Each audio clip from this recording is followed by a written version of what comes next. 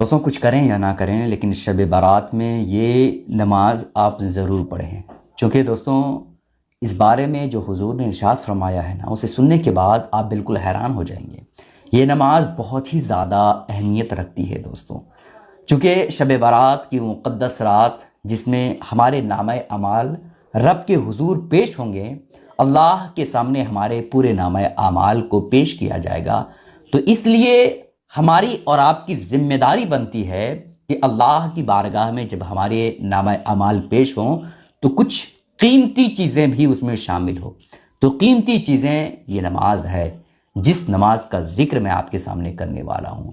اس نماز کا نام صلاۃ التسبیح ہے۔ جی ہاں دوستوں، ہمارے علاقے کے امام و خطیب بتاتے ہیں اس رات کہ صلاۃ التسبیح کی نماز ہمیں ضرور پڑھنی ہے، اس کا طریقہ یہ ہے، لیکن ہم جلد بازی میں اسے سمجھ نہیں پاتے ہیں کہ اس طریقے کو کیسے اپنائیں، اور یہ طریقہ کیا ہے وہ مائنڈ میں جلدی نہیں آتا ہے۔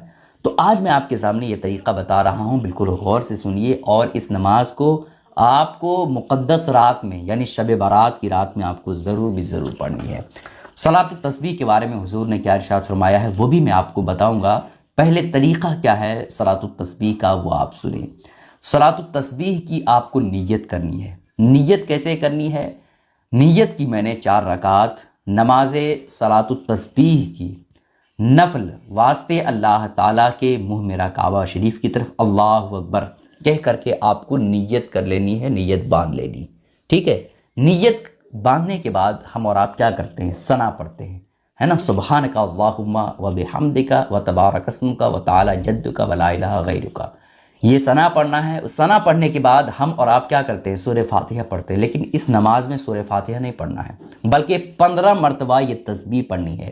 یہ تسبیح آپ یاد رکھ لیجئے، ورنہ آپ کو مشکل ہوگا صلاۃ التسبیح پڑھنا، ٹھیک ہے۔ آپ ابھی ٹائم ہے شب برات کی رات میں، تو اس وجہ سے آپ لکھ لیں، یاد کرنے کی کوشش کریں۔ سبحان اللہ والحمد للہ ولا الہ الا اللہ واللہ اکبر، اسے آپ کو 15 مرتبہ ثنا پڑھنے کے بعد آپ کو پڑھنا ہے۔ یہ آپ نے 15 مرتبہ پڑھ لیا، اس کے بعد آپ کو سورہ فاتحہ پڑھنا ہے، اس کے بعد جو سورت آپ ملانا چاہیں ملائیں، اس کے بعد، ہے نا، پھر آپ کو عام نمازوں میں رکوع جانا ہوتا ہے، لیکن اس میں آپ کو ابھی رکوع نہیں جانا ہے، بلکہ رکوع میں جانے سے پہلے 10 مرتبہ آپ کو کیا کرنا ہے؟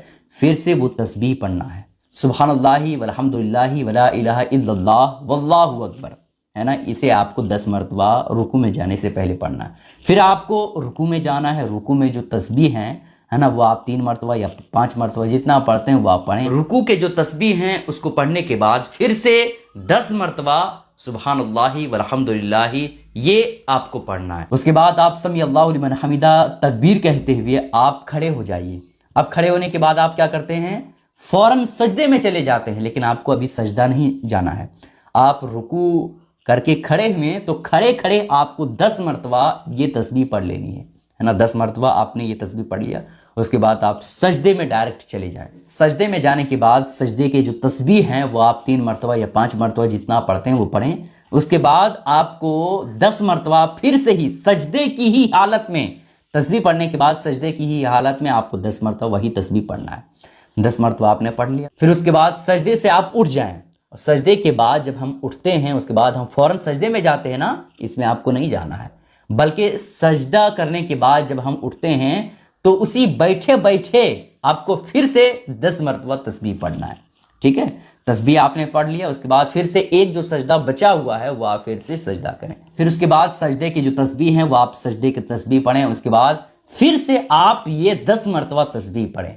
اس طرح کر کے آپ کو 75 مرتبہ ایک رکعت میں یہ تسبیح پڑھنی ہے، سبحان اللہ والحمد للہ ولا الہ الا اللہ واللہ اکبر۔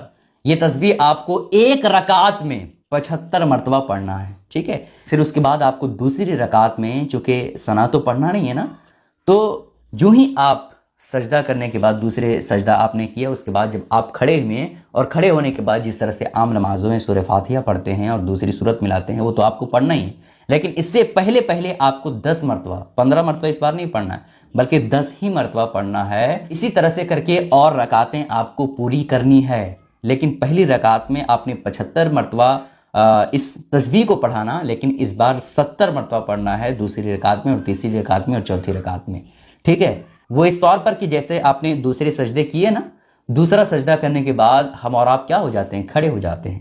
کھڑے ہونے کے بعد سورہ فاتحہ اور پھر کیا کرتے ہیں؟ کوئی سورت ملاتے ہیں۔